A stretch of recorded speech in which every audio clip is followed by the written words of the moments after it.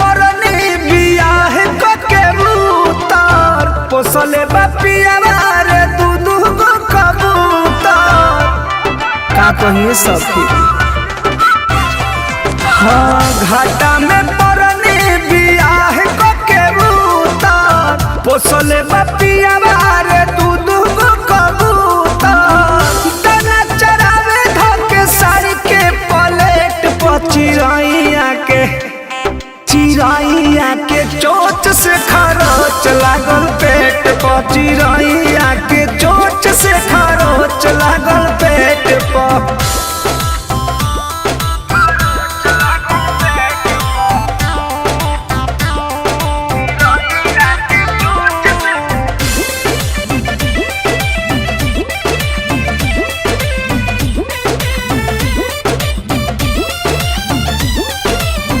अगुआ बतैल से टाप हटे रेलिया के ओइनी तो देखनी धंधा कोइले बाबा हेलिया के का कहिए सखी बड़ी दिक्कत में हो गइल।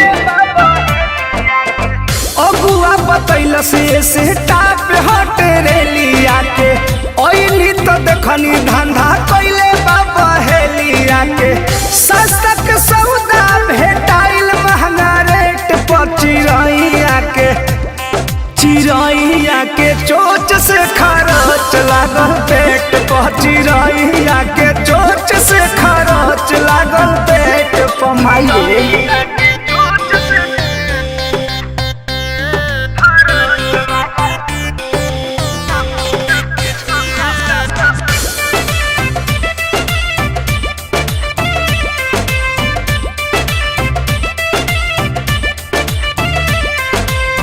खलिया फोकास बकवास में हम बझनी हो प्रेमी परमोध के हम चाल ना समझनी हो ए सखी।